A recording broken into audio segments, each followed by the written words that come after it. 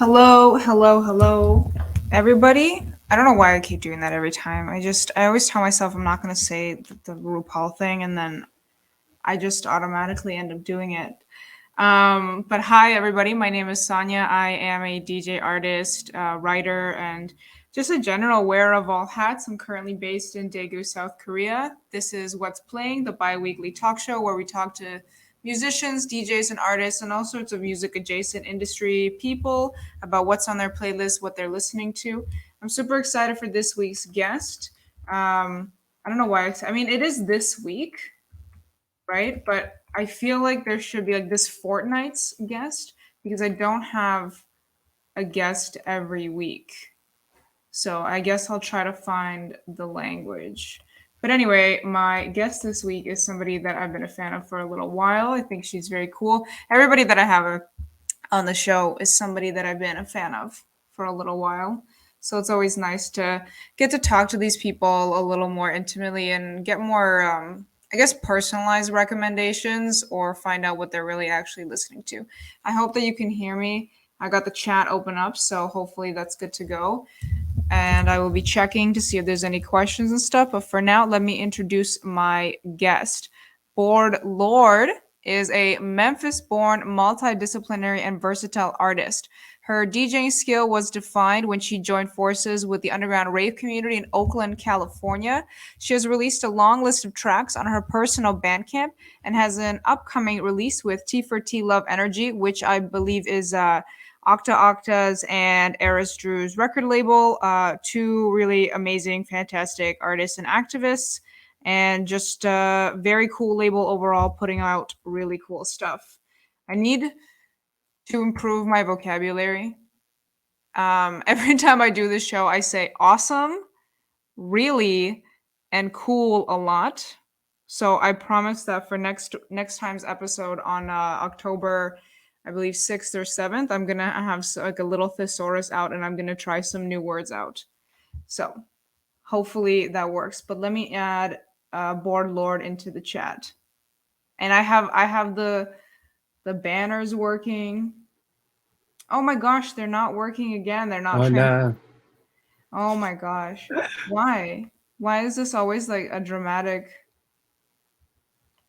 You know what? It's okay. We'll just do it without the banner. It'll just be the two of us like that. This looks nice. This still looks I nice. think I think it's fine. You know what? I still very new to streaming and to like Twitch in general. So every time that there's like a technical difficulty, I'm just gonna write it off. But I feel bad because like we make the banners and I want them to look nice because they have everybody's Insta handle. I'll try to download it while we're doing the chat so I can upgrade it mid show. But anyway, how are you? I'm honestly not even sure how we're doing this. It's all fucking another language to me. Yeah, a big ups to my friend Roshani. She told me about this like StreamYard's website because I was like, I don't know how to like stream. I don't know how to have guests. And she was like, oh, I just I use this and I email the person the link and it's easy for everyone. I'm like, that's fantastic. It's great. That Because makes I sense. just couldn't figure out like OBS and stuff. I was like, this is too hard. I'll just pay $20 a month and have it be easy. Yeah, it sounds like a pain in the ass, to be honest. Yeah, So I don't know props how to to you, risk props to it. you. Yeah, I'm not a video person when it comes to like media, I suppose. Like YouTube people are always like, start a YouTube channel. No, I'm not gonna do that. No, I mean, I can honestly, it's amazing that I could even make music. So when people were like, oh yeah, we're all streaming now, I was like, oh my God, like, yeah, there could be like a whole sitcom episode around me trying to figure out how to use OBS and all that shit. Actually, before we hopped on the call, I was watching your stream from isolation from Boiler Room. So you figured that out, which is good. Well, that was already set up, you know, like, Oh, I mean, that was through Club Chai, so it's like, that's Bulantina and Laura Sarkisian, and they're like both like, they're just both like on top of shit, you know, like they're super professional in everything that they do in a very casual way, but it's like anything I've ever done with them, or it's like anything I've ever seen them do, it's just like you never have to worry about the level of professionalism. It doesn't matter. Like we did a warehouse rave together and it was still like the most professional thing ever. that's amazing. It's always nice to work with people that like I mean, I know that we work in like a party kind of environment, but it's always nice for people who still take that seriously and put like effort into it. Because I think a lot of people are like, oh, it's a warehouse rave. Let's make it be like shitty and dirty, right? Yeah, it's like, I mean, the word professional is loaded too, but I guess I Mhm. just mean like it's respectful and it's just like it's not stressful, like everything's just like ready to go. Because actually, now that I think about it, there's lots of professional things that are super stressful and super messy and horrible. Yeah, But like lasers and interviews. yeah, they're just thoughtful, you know? They're just like super thoughtful. And I appreciate them. They're good people. So Yeah, that's the I'm only glad. reason I did Boiler Room, because Boiler Room usually kind of freaks me out as a concept. Oh, So really? Do you yeah, I do you don't. watch a lot of Boiler Rooms? I did when I was like younger, you know. So it's like, God, maybe like 10 years ago. I think I used to watch Wow. them as this like, because Well, I was so in Memphis and like we didn't have anything, so it was kind of the earlier days when it was more like, I guess, like Hot Flush and like kind of like the whole post dubstep thing was happening or whatever, you yeah. know, like this kind of like proto garage era of Boiler Room. So that was interesting as someone from Memphis who had no idea what that was. I also watched a lot of like Dub Lab streams and stuff. Like, Nice. so it's actually crazy to like as an adult be on both of them and then it feel really casual because it's just like, oh, people you know are like there. But Yeah. That when must you're be like, a little surreal. yeah, I mean, it's kind of surreal, but it's also just funny. Like, it really desensitizes. It's just like funny when you're young, you see these things and you're like, oh, this is so cool and like such a big thing and like, you know. But then when you're doing them, you're like, oh, this is literally just like some nerds in a room, you know? Like, Did it's you not find as. that? Oh, sorry, go ahead. No, what were you going to say? I was gonna say, did you find that like being on Boiler Room and then being on Dublab, did you find that took away some of the like, I guess like magic or whatever that you had associated when you were watching it when you were younger? I mean, yes and no. You know, it's like I think I had already done enough stuff to just kind of understand that like the way that we perceive things through media and the way that like people who are creating the media interact are like two different worlds, you know. Mm, I think it's like simultaneously over romanticized, yeah. and also like more mystical than it looks at the same time, if that makes any sense. Do you think that Boiler Room is like overhyped more for like the DJs or for the people who are like consuming it and watching it? Ooh, oh, we're just jumping right into it. Yeah, I mean, I feel like this with like a lot of the bigger brand things. It's like Mhm. those things can't exist without the artist. So like the brand itself is overhyped, you know? Like Right. any medium can be used by like an artist or like a group in a lot of these settings to like do something cool, you know, and like provide opportunities for people inside of like real life communities, you know, like Right. um but or scenes or whatever, you know, just like friends.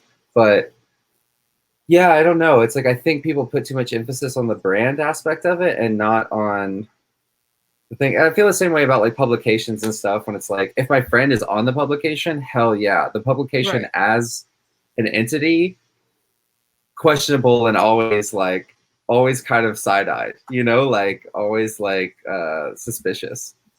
Yeah. Yeah. That makes sense. Like you want to be critical of these. They're not like godly, right? Like, No, you and I know. mean a lot of the people who fund them and work for them aren't in the world that we work in. And like when it really comes down to it, as artists, we are workers and we're creating our art. And like in order to like have any kind of sustainable income, we have to like work with these entities who are making money off of us, you know? So it's like it's not, like I said, I think it's over romanticized in this way where it's like all just fun and games and like it's not. It's work, you know. It's like it's businesses and it's a lot of rich people and Yeah. there's exploitation and then at the same time there's also really people take it and turn it into really great things, you know. Yeah. Yeah. There's a lot of, I mean, there's a lot of paperwork. It's not always fun. It can be really No, messy. And and like, I there's mean, also I just think like there's shitty people in it. Like there's just straight up totally. like Yeah. There's some fucking leeches and rats out there, you know. That's what I mean. Like behind the scenes, people don't really know what goes on, especially in like an industry that's painted to be so fun and like free, right? Like people think nightlife is easy, but nightlife is hard, bro. Yeah, I mean, I think what was it DJ Sprinkles was saying in their Red Bull music like lecture thing. Speaking of entities and whatnot, Red Bull. DJ Sprinkles was talking about like the how like when they're like, oh, I make music for a living, and be like, oh, it must be so nice to do something you love, and they're like, how do you know I love it? You know, like it's this kind of thing where it's like people just automatically view it because you're doing art. It's like everything is fun and games, and everyone's partying, and it's always good time, and you're really blessed, and in a way, it's like it's a much better job than other things. But I'd say most of the people I know in the industry who are like obviously not from like wealth already or whatever, or like or some kind of marginalized identity in any way, shape, or form, are usually like having a tough time. Do you think that's just because of the nature of the industry, like itself? Like, you know, people are struggling to get like gigs or opportunities because of the identity? Well, yeah, I mean, it's just because it's an industry. It exists inside Right. of capitalism. It's just going to have everything that capitalism has within. And it's no different than any other industry.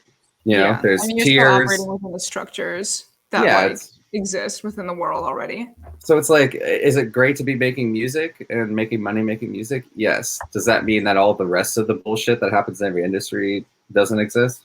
No. Yeah. You know, like so it's a double-edged sword. Is that the Yeah. right term? I don't know. That double-edged I sword. don't know. I've heard the phrase before, and it's just such a lesbian phrase to me that like I really can't think beyond like the sword concept, right? Like I'm like, gay, right? Like that's There's a immediately where, sword. right? Every lesbian has a sword or dagger tattoo. Like I don't make the rules. Yeah. I We're can't. holding swords. We're making music. Fuck the Yeah, man.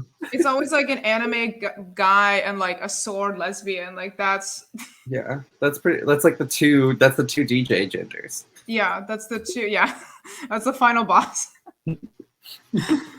All right. Well, on to a little more like lighthearted topic. I guess we just jumped right into it. That was good though. I always like when the conversations go in different ways. I mean, we can stay on Boiler Room. I'm curious, like, what is your favorite Boiler Room? Like, do you ever return back to watch them? Because I'm like I'm guilty. I watch them like fairly frequently, and I'll put them on in the background when I'm I like mean working or I whatever. mean I love seeing like a friend or like just a good peer who are like admire like DJing and stuff. Like I definitely, speaking of the T for T Love Energy release, I've watched that Boiler Room a few times. Yeah. And Club Chai, like I was at the Club Chai Boiler Room, Right. the first one that they did that was like in person with Jasmine Infinity and So great. Russell Butler, and that was really like that was actually like like sometimes you watch them and you're like, this crowd looks horrible. Like in person, it was a great experience. It was like because it was like a very beautiful moment in Oakland Mhm. scene, and it was like there was just like a very like intimate crowd. Like everyone knew each other, and it like come to these events, and like the lineup was amazing, and the music was just so good. Um, so I watch that one sometimes just to be like, oh, I remember this night, you know, Oh, that's like so nice.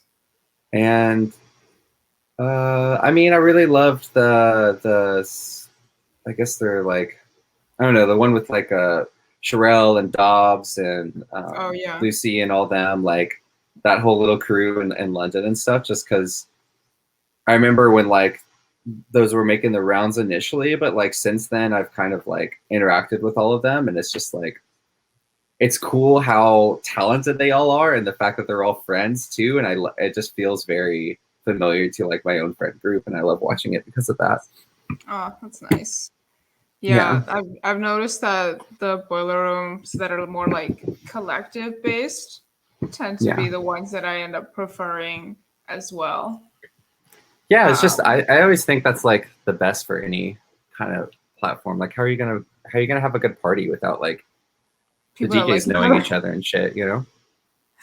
Yeah, I think that a lot of people in like music industry or like any scene kind of thing you can go it alone, but I really do believe that like community is the cornerstone of all of it. Like you have to be a part of the community that you want to belong to, right? Like you have to participate. And I think a lot more comes when you do things as a group as opposed to trying to do it online. Like I know that I mean you sound like you're pretty involved in the Oakland scene. Yeah, I mean, I think I'm kind of funny because I I'm like loosely associated with like a lot of different groups and like things like that where it's like In I've the had States? articles like try to like be like, oh, they're part of this or part of it's like not technically, no, like that's not, I just like am very supportive and I love like interacting with collectives and groups and stuff like that. And I mean, Right. Oakland, I was a part of a crew, a rave crew called Trash Cult. Nice. Um, and we used to throw like different kind of like sometimes warehouse parties at the warehouse we all stayed at, and then sometimes at venues, and then sometimes like renegades. Um, and we booked people like Question Mark and DJ Swisha and Ariel Oh, nice. Zatina and like She's so great. Jasmine. Yeah, yeah, it was sick. Like Jasmine Infinity was like loosely associated with it, and that's when also like there was, at the time in the Bay there was like Club Chai and there was Bread and there was New World Disorder, and it was kind of like there was like a lot of energy going on. There's a lot of DJs that have come out of all of those scenes that are kind Right. of making the waves now. Was it easy for you to do these parties and book artists from out of state, like because you're in America? So like I would assume that like the domestic flights would be like not as pricey as getting them to Canada, for example. Like we Oh yeah, I mean I mean Canada seems like a pain in the ass to get anything done. It's like why do you have to get a passport to just cross this tiny border? And then like all the extra fees and everything is just so ridiculous because it's just like y'all are oh no, you would literally. just lie and not say that they're coming to teach. I mean, I've heard you just kind of have to do that in general. Just say you're not working, but Yeah, just bring your fucking USB or something. Yeah, I don't know. I think it was easy, yes. Also because none of these artists were like very big yet. right. This was still like this was like 5 years ago, maybe. I don't know, maybe like 4 years ago, something like that. So none of us were like none of us had agents. It was nothing like that. We were literally Yeah, it was like just like personal contact. yeah, it was super personal. People would like stay at our spot, like it was very like it was super chill. We had like It's nice. I don't know. We would very much like just like message people and be like, "Would you do this? What's your email?" I don't know. And then like we would just use the money from one party to like fund the next party and just kind of go like that. We had like a pretty large crew and everyone was pretty much working and volunteering for free, so we weren't really making money for ourselves, and like we just wanted to make sure we could pay artists and like bring good music to the Bay, and also it like allowed us to like book opening acts and like allowed like around the time I hadn't really DJ'd much, so I like would like super open, like Mm. with door open practice, so I don't Did know. you discover any like really good music through these parties? Like, is there stuff that you still listen to or that you can like distinctly remember from discovering from your events, from like the people that you booked or whatever? I don't know. I mean, I can't really say like songs specifically, but like the style of DJing that I think um like a lot of the people I mentioned, I think I as well have in common is that like this was definitely a time when like genre this was definitely a scene where genre was not a thing, like Right. you would in any night like the DJs I even just mentioned, like you can hear one of their sets now and it's all over the fucking place, Swisha and Ariel Zatina and Question Mark and Anasia and shit like that. Like Yeah. it would literally go from like club to house to techno I to fucking love that though. but Like yeah, some like people are Bali such funk or genre Vogue. purists and like it can be so you hear one set and then you can kind of expect what to hear for the next few sets. I love when a DJ can surprise me. Um, Yeah, and it wasn't even like I think there's kind of like more sometimes there's like this intentional like oh multi-genre or I think there's a term for it. I don't know, but it's like it was just like we kind of perceived all of these things as the same thing, you know? They're like underground it's underground dance music. It's made by like local talent. It's not like Beatport top 100 shit, you know? It's right. like this is all shit you would just download off SoundCloud or early Bandcamp. Just like random stuff.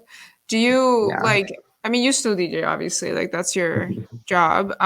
Do you make like a conscious effort to play local stuff in your sets or like play friends or anything like that? I mean, yes, yeah. I guess like it's not as conscious. I guess um, it's just kind of Oh, natural, you yeah, I know, was gonna because say it's that over like time you just have mostly that kind of stuff on your in your collection. yeah. I mean, when I'm looking for tracks, like I have a few friends who's like, there's if I'm ever looking for a track, I just automatically am gonna go to type their name into my record box, you know, like I think I play my friend Julian, who's Bastion Goat, like. I pretty much Mhm. play one of his songs in every one of my sets. I think Oh, sick. undeniably. Because he always makes something and he makes shit all over different tempos and stuff, but he's just like he's very versatile and he always makes something that like the crowd is just like what the fuck is going on. So um That's we cool. have like we share I mean we've known each other for like almost 10 years and we share a lot of Wow. tastes, so it's like it's very easy to like know his style and know how to mix it too. So it's like I think that goes into it and just like I don't really know what's happening outside of like my little corner. I mean, I think that's I really like the music I pay attention to is like old stuff or like stuff Right. that's happening right now and like that are my peers. So It's like right here, right now.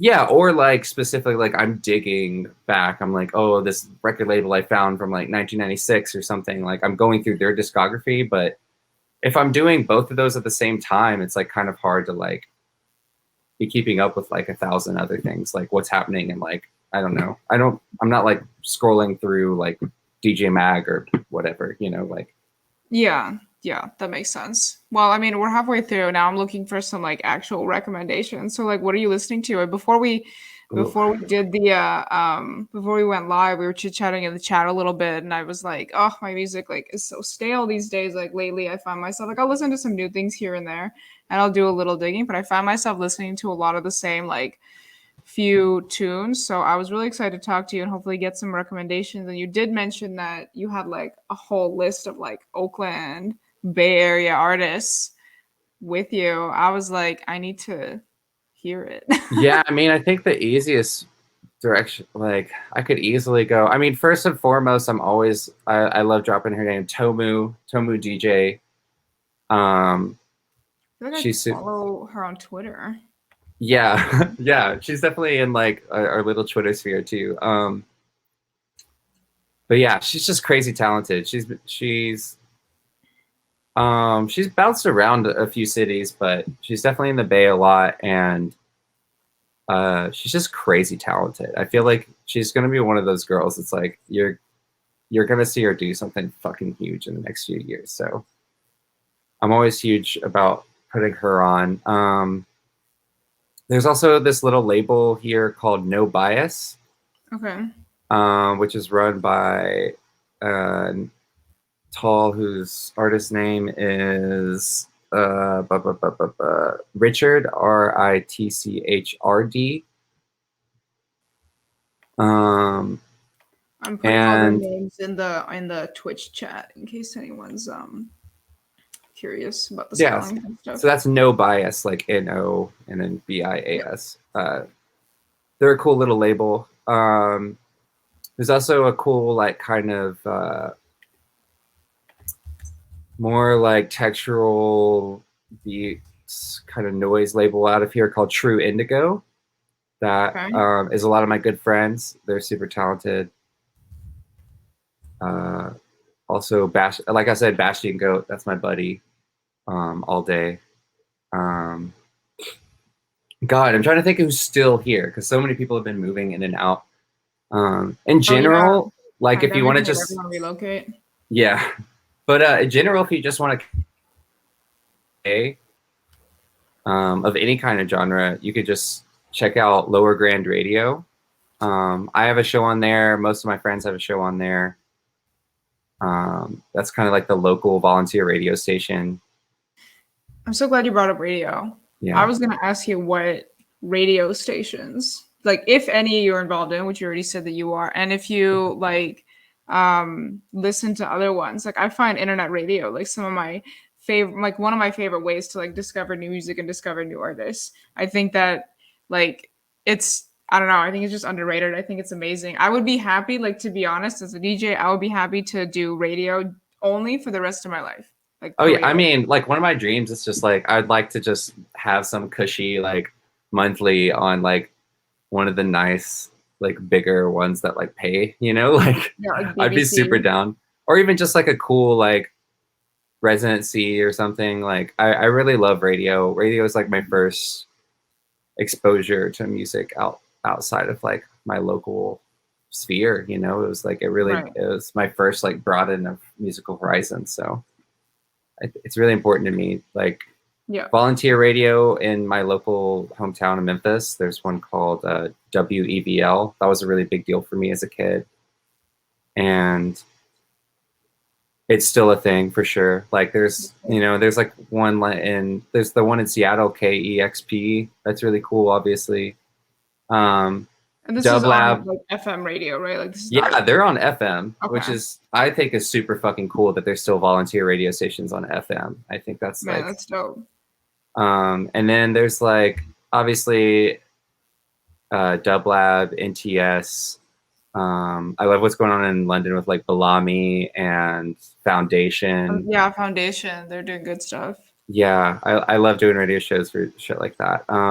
And obviously, yeah, Lower Grand, I think though is like that's the Oakland one, and it's like it has a little studio, and it's really like a hub right now for like all the Oakland artists, like or like all the Bay Area artists in general, and it's like it's amazing. It's super amazing.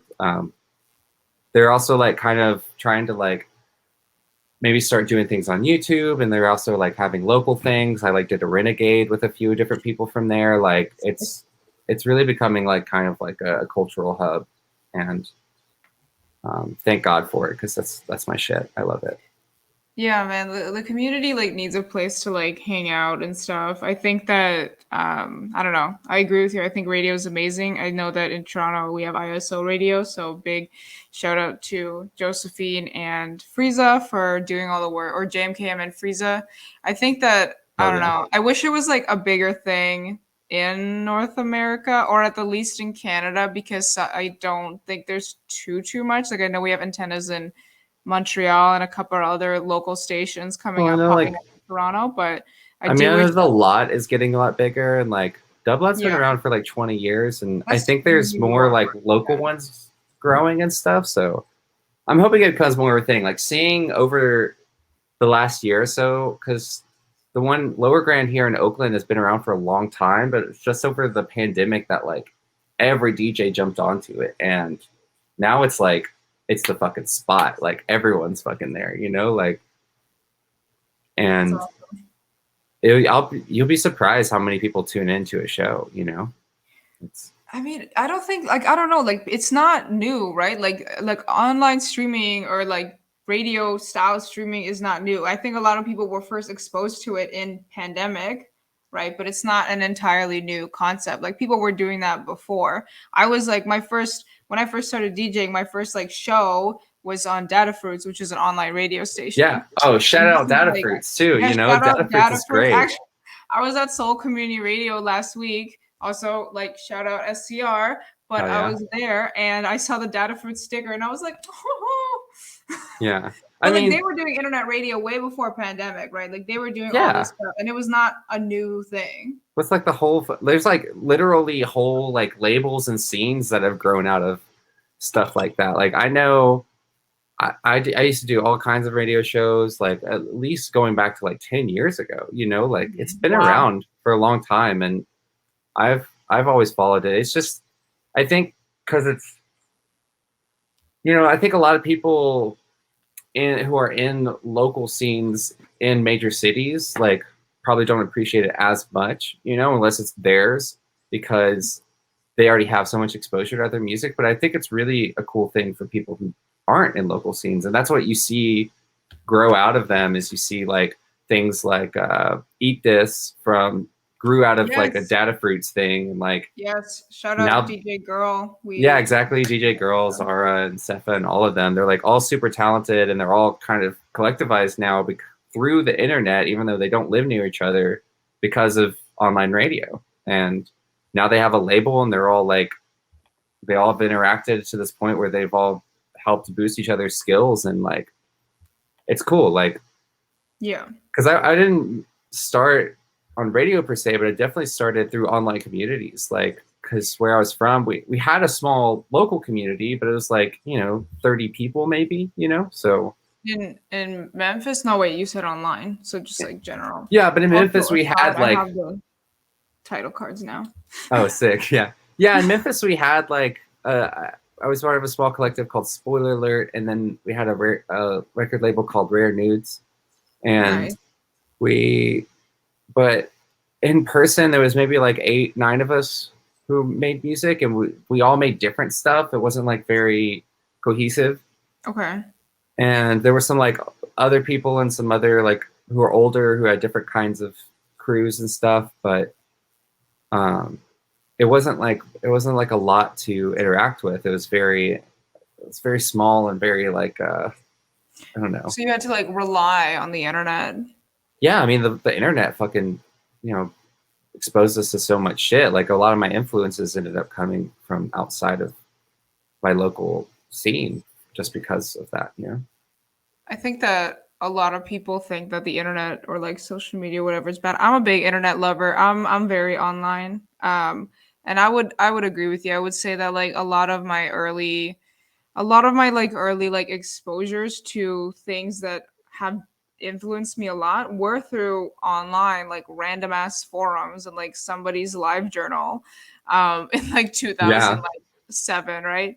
I Tons of mean, blogs, and like when yeah. Facebook groups were still a thing. Yes, That, Facebook groups and like Facebook yeah. notes. You know what I used to do? Like Yeah, I notes. notes. Yo, okay, there used to Fucking be like boomer Bill over here. notes. I know I'm so fucking old. Like but I mean I just turned 28 and I'm like, oh my god, am I 100? Yeah, literally. Because I live in Korea and everyone here looks super young. Hmm. And I'm like, am I the oldest person in the country? Right? But I'm getting Botox in a couple weeks, so hopefully I won't have that problem anymore. Yeah, you'll instantly be 17 again. Yeah, I'm gonna look super young. I'm gonna be a fetus actually. I'm gonna be so No, I mean, I'm 30. This is my being 30 year, so it's like I definitely feel old, but it feels good. I like being an old head now. I'm not it's even fun. that far. I'm not even that old, but it just feels good not being like 21 Society and has like a fucking tricked. idiot, you know? Yeah, man, society has tricked us into thinking that 30 is old. 30 is not old. And you are gonna look exactly the same at 30 as you did at 24. Well, it's Like also tricked us to in thinking that Facebook. like being in your early 20s is like this peak time, and it's just like, God, when I think back on that time, I'm just like, that was when everyone I knew made their worst mistakes. That's when Right. everyone I knew was dressing like a complete idiot. Like it's not as romantic as it looks, you know? Like you couldn't pay me to go back to being 21. Like you would Oh no. literally, that would be like a torture technique or something. Like, Yeah. Imagine. I wouldn't want to relive it even knowing what I know now. I think like I'm like that, leave that shit in the past. I've had enough. Like I've already felt it. I've already experienced it. I don't need to do it again. seriously. I mean, honestly, I don't know. I was kind of like, I was just talking with my friend Dylan, who's a DJ in Seattle, Bimbo Hypnosis. And Amazing name. yeah, I'm putting it in the chat. for sure. Definitely check out Dylan. She's amazing. She's in a crew called Babe House out in Seattle. I just got back from Seattle. I love it out there. But we were talking about like how there's just kind of now starting to be a wave of like trans DJs, especially like within the trans woman electronic music community. And she was just like, I hate it. It's the only thing that's frustrating is so many of us are like 30 now, you know, like because we've all been kind of doing this for the past 5 years, and even before a lot of us came out, we were doing it maybe another 5 years before that. So Right. so we were just like, oh, it kind of sucks. But then I was like, it's kind of great, because if this is like, if this wave had caught on when I was like 22 or something, it's like I just would have fucking fucked it up, you know? Like I was such an idiot. Yeah. So I you're w- grateful for like the time and the experience. yeah, like I'm glad that I'm at this part in my life where I am older and I don't care as much about clout, and I don't care as much about partying, and like I'm Yeah. very much like I'm in my house. I'm very dedicated to just like the craft aspect of it, and like a lot of the way that I interact with people is far more sincere. And um, yeah, I don't know. It's coming from a better place personally, you know. Like I don't know if everyone feels that way when they get to that age, and some people definitely like I think can learn that way earlier on. But for me, I needed that time, you know. Yeah, that makes sense. I mean, a lot of people like stay partying for a long time, and that's fine too. I mean, I love But partying. It's just not. yeah, It's not the main focus. It's not the. anymore, right? Yeah, I feel like there was definitely a time when I thought like the music and the partying were, like inseparable. Yeah. And it's fun. It's nice to like learn where the time and place is. Mm, that's a good way to put it.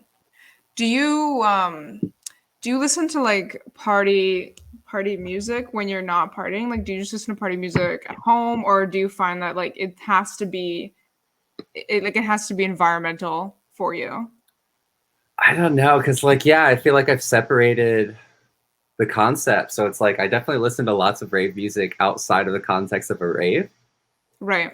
Like I'll just be at home like listening to jungle like it's fucking jazz hour or something, like, but it is, and that's kind of the point. And but I also, I definitely listen to like a lot of um different like rock bands from my the, I'm very much like a 90s rock band girl. I Okay. love that shit.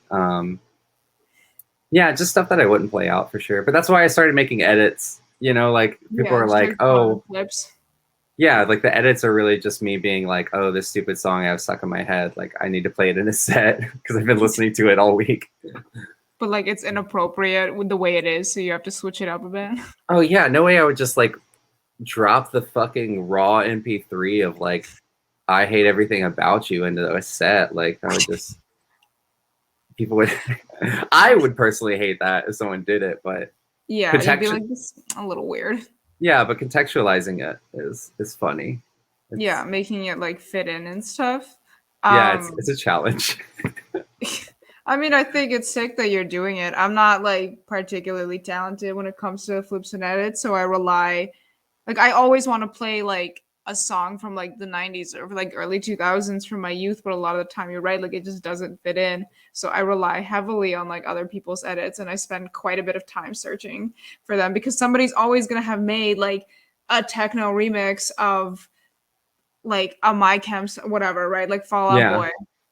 I mean, Um that's the thing though, is that that's how I started making a lot of them, was because I couldn't find the ones I wanted, because I was like, oh well, someone's obviously made a fucking remix of Korn's fucking Freak on a Leash, right? Like that's got to be there. And I'm like scouring SoundCloud, and I'm like, God damn it, I guess I have to do it myself. you can't trust anyone. You gotta do it all by yourself. I mean, again, like I rely No. so much on other people. I found some pretty good ones though. Like I like spent a lot of time looking for the edits because I'm so adamant about playing them because they're so like funny to me.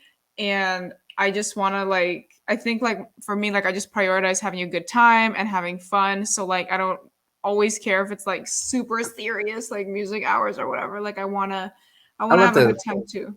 I love the mixture. Yeah, exactly. Like I'll be like, hey, this is my like very serious, like carefully curated set. Oh, but towards the end, let me drop this like weird, like let me Exactly. drop like low, but a really intense remix of it. I'll tell you Right? where Like the best edits. I mean, and a big inspiration of how I made a lot of my edits is like some of those early uh, Baltimore and Jersey club guys, like all DJ okay. Sega. DJ Techniques, like Yeah. Rod Lee, all those guys, like they fucking tore that shit up. That's how I think the first time I heard some of these like ones that I was like, that's insane. Like, how does someone ever think to edit that? Was like very much like in that world. I Man, think club people who music is do like like really unsung. awesome things. What'd you say? I saw people do really awesome things with music. I'm always like, I don't know, sometimes like I'm like sad. I'm like, oh, I can't hear it all. Why is there Yeah, so much? there's a lot, and I love that about it. It never ends. Never ends. You always have something to choose from, and I think that's why I love doing this show, and I love like dedicating time to looking for new music because like I said, like yeah, right now I'm feeling a little stale and I'm listening to a lot of stuff. Like I've been listening to this artist Cassie for a bit, not like me and you, Cassie, like Cassy. I don't know Oh, where okay, she's yeah. from. I'm gonna guess UK, but I'm not too sure. But I've been listening to her, like her recent EP a lot. Um, but I find myself sometimes like stuck in like a comfort hole. So it's always nice to do the show and be reminded that there's so much music out there that I'm not familiar with, that other people can tell me about, and that all I have to do is just like look a little further and get exposed to some cool new stuff because we work in the industry. Like that's our job. We have to constantly be looking for new stuff because like that's what we do, right? Yeah, I mean, I think as a DJ, it's kind of like it's part of it is obviously like creating an atmosphere, you know, and Yeah. like playing like interacting with people's energy and like trying to like steer that or whatever. But another part of it is just like also trying to expose people to things that they wouldn't normally be exposed to. Because Yeah, and show them something new, like and share music, right? Like for me, that's really all it comes down to is the sharing and like showcasing. I mean, I love trying to like win. I love trying to get people to love a genre that they didn't know they liked. Oh, like what? I mean, it's happened to me a bunch of times. Like I love being like, oh, well, that's actually a trance song, you know, like, oh, that's actually dubstep, you know, like, and then people are like, oh shit, my I mind is guess I like blown. dubstep. Yeah, it's like, because I mean, you can hate on, it's easy. I've done it, you know, I've definitely hated on a genre, and then a year later, just been immersed in it and been like, oh, I was wrong. I was totally wrong. It's always nice to hear words like that. I There's always love gonna be an eating my artist that, words. that flips you though. Like I've always said, like I'm like, oh, I'm not that into like contemporary R&B. I don't Yeah. really like it. And then every now and then something will come up, and my partner will be like, "Why are you listening to contemporary R&B?" And then I have to be like, it's not R&B, but it is, right? And I just don't like because in my mind I have an idea of what contemporary R&B would be. Yeah. So when I hear something that I like, I'm like, oh, that's obviously not it, but it is, and you just have to like open the mind a little bit, open the expectation of like what you think a genre can be, because nowadays like things are so fluid too. Yeah. I mean, everything's kind of meshing together in a lot of good ways. But Yeah. yeah, it's just like, I mean, also genres are kind of like depending on the context of where the genre's born from, it's like, it's usually some like industry stuff, you know, it's like someone trying to put a name to something that is very organic. So Yeah. it's not always like a really good guide to like be like, oh, this is what I'm into. I'm into this genre. It's like, well, there's a lot of things because people will be like, oh, well, you know, you make house music or you make, it's like, there's some things that people call house music right now that I would despise, you know? So it's like, Yeah. and then there's some stuff that people would like, I would never call myself a fucking, I don't know, techno. I would never call myself a techno artist, Right. but a lot of people would.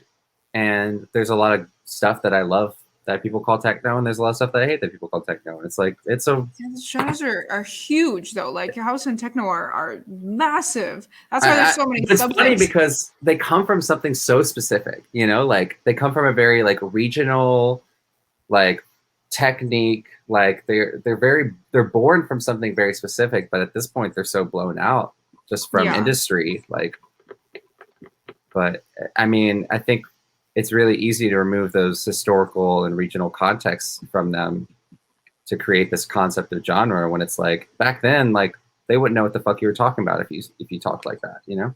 Yeah, I could go back in time to like the 80s, right, when they were making house and techno in Detroit and show them some of the like future house stuff coming out today, and they'd be like, "What the fuck is that?" They'd be like, that's garbage. I mean, honestly, like if you I kind of love how, like, a good example is DJ Storm. You know, Okay. like DJ Storm is specifically, and Goldie both are like two people who like kind of, you know, they were metalheads, you know, like they were in metalheads, and metalheads would openly use the term drum and bass, you know. Mm-hmm. um and they both hate drum and bass. Like what today's drum and bass is, they like talk mad shit about it like Okay. constantly. So it's like funny, you know, it's like funny in that way where it's just like these are people who like popularize the terms, Right. But now don't um like what it's become.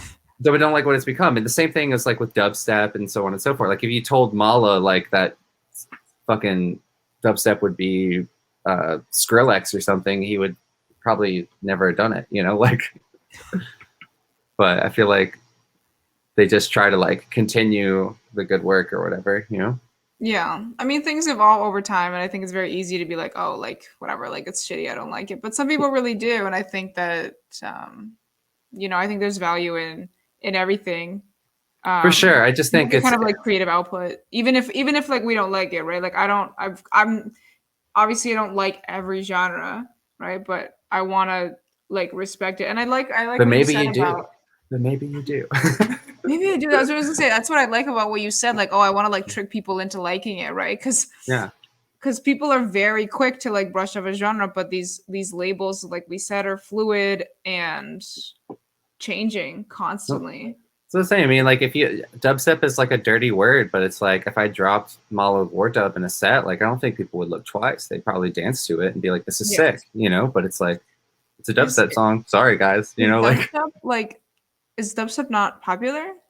Like, do people not like I the? think in the like in the world that we're in with like techno, it's like it's a dirty word because, especially in America, because Okay, of its history with EDM and right. like kind of like early 2010 burner culture and stuff like that. Can leave a bad taste in people's mouth, but um, yeah, it's there's good stuff everywhere. Is all I'm getting at, you know. Because same, I think the same thing with like sometimes the word trance is a dirty word. Oh, I love trance. Yeah, I love trance too. Especially I love like late 90s trance. It's like it's Oh one of yeah, my favorite things. like And it's like I smooth definitely stuff. play trance songs in my sets, but I would never. It's basically jazz at that point. Like, Yeah, I mean some of this like early break stuff that came out of like that era is like is trance. Sorry, you know? Like that's just what it is. I've never met anyone that was like averse to trance, though. I'll be honest. Like, I mean some of these techno DJs would fucking spit at the ground if you said oh, trance, you know? oh my god. I've definitely Well, what? seen. I remember when like clubs were opening back up and people were like, "If you fucking play trance, you know, like I will kill you," kind of Oh thing. my You know, god. I mean, it wasn't Don't. that violent, but it was definitely like, you know, people have a perception of like what is a popularized version of a genre, and then Right. they grow an aversion to it because of like the scenes that are built around it, or the people that are they might associate with it, or the most mainstream aspects of it, or whatever. And it's funny because then like when you can look past that, you can start to just dig through so much more. And like sure there might be a bunch of shit you don't like, but the shit that you do is worth Is like everything, you know. really good. And you can really change up a set and like your whole style if you're able to grab from all these different times and genres and stuff. Like you can really kind of just do something that none of your peers would do, you know. Do you think that it's important for you as an artist and as a DJ, and also like just as a fan, right? Like we were fans first Mm-hmm. before everything. Do you think that it's important for you to look backwards in music as much as it is to look in the present moment and look forward? Like, do you put a lot of emphasis on looking back in time for music? It's necessary. I think it's entirely necessary. And the only thing I would ever critique, there's two things that like I feel like an old lady about when I see younger DJs. It's people that don't learn the craft and the technique. I just think that's like a pretty basic thing because it does come from a very specific place. And it's it's always room to innovate and to be creative from a place of like not knowing. I think that's Mhm. great. But there it's like a I don't know. I don't know. I think there's technique is obviously a thing, but you can play with that a lot. But history you can't ignore. Like Okay. history, I think is one of the most important things as a DJ, especially in a time when a lot of history is being erased. I mean, that's the conversation about genre too. I think a lot of that plays into like erasure of history and like it's how it's created by Black people or created by queer people, and like Yeah. it comes from a certain place or whatever. Like this whole argument of like or the exchanges that happened or whatever. Like there's just so much that happened that's like you can't ignore. And if you don't know it, you don't understand the context of where you were at. Yeah, and your role within like that genre as a whole. I agree Yeah. with that. I think it's important, especially when it comes to like house and techno, to know where it came from and who you're playing and where these direct influences are. These are not super old genres. Like they're fairly recent. So that No. history is accessible and very public. And I think that people often forget that like techno and house are black gay music. Yeah. I mean, definitely. It's like I mean, there's a lot of context to that, and like it's obviously very. It's not just as simple, but No, it no. is at the same time. You know, it's like it is, and that's those parts are being ignored a lot of the time, and I think that's it's just important in that regard, but also just like I don't know. I had when I was like first starting to like really release stuff in dance music, when I like started like this, I'm gonna focus on this because I was doing dance music with a lot of other things, but I was like, this is my thing. I feel like this is my calling. And there was like this guy Ben Jenkins. He released on Larry Heard's label, um, and I was talking to him and I was like, what's like the best piece of advice you could give me? And he's like, look backwards. Because if you don't know what happened before you, there's no way that you can understand what's ahead of you. You know, like you can't create the future of dance music if you are completely ignorant of the past. So Mm. I think I think that's just like whenever anyone asks me advice who's like a young DJ, they're like, I just started DJing. What should I do? I'm like, go backwards, you know, like because it's easy to stay in the present and like but if you're just listening to somebody who's influenced by someone who's influenced by someone who's influenced, you're kind You're of just getting like photocopy music. yeah, you know, like you can't create your own influence and your own identity around like something that's so modern and so like long in a chain of influence. I don't know, I think it's Totally. super important. I'm always trying to learn something new from the past. I think that's a great attitude to have. I think more people should do that. I mean, also as a queer person, I think it's already a part of who I am. It's like Okay. queer history is like necessary for us, you know, because it's like Right. it's grounding. It like, helps us understand like how the world has interacted with us throughout time, and not to like fall into assimilation. So I think Yeah. it's really easy to apply that to music for me. So it's just like it's just a part of like understanding tradition, understanding history, and like realizing you're a part of a culture and not just like you know trying to get followers on Instagram or whatever. Yeah. Well, nobody's an island, right? Yeah, Um, exactly. yeah, we're all like part of this bigger like circle and chain and stuff. We're all connected, man. You know, like, We are reaching the end, but I really love this conversation. So before we go, I wanted to ask if there's any seminal, like any record from like the past that was very influential or powerful to you when you first heard it, or anything that you wanna like an oldie, right? we were just talking about this, or me and Ariel Zatina just posted this on Twitter, and like one of my DJ origin stories is meeting Larry Heard at a house party and not Oh knowing who he wow. was. I didn't know who he was. Like I didn't really understand history at this time, and then like, Were you very young? Was this like 10 years yeah, ago? I was like 20 or something. Okay. So I just started really, and um, I was just kind of understanding what it was. I kind of made it before I understood. And point being, it's like I just realized everyone in the room was like, "This is crazy. Larry Heard is here," you know. And I was just like, "Who is this guy?" So I went home and looked him up, and I remember "The Sun Don't Compare" is like, I just remember the first time hearing that track and just being like, "This is, you know, this is like from another planet or something." It's like definitely like one of the big shifts in my music world. Wow. Um, And I then was like, a borderline religious experience listening to something for the first time. yeah, you know. And then I reference this group a lot with Four Hero, but particularly Mannix is like one of just like in the past few years, just like it fucks with my head just knowing that he existed when he did.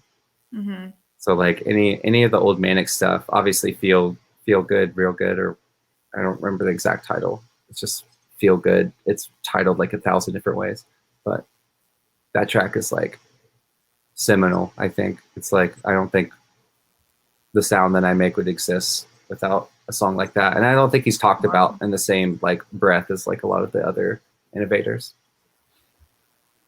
We should look that up for sure.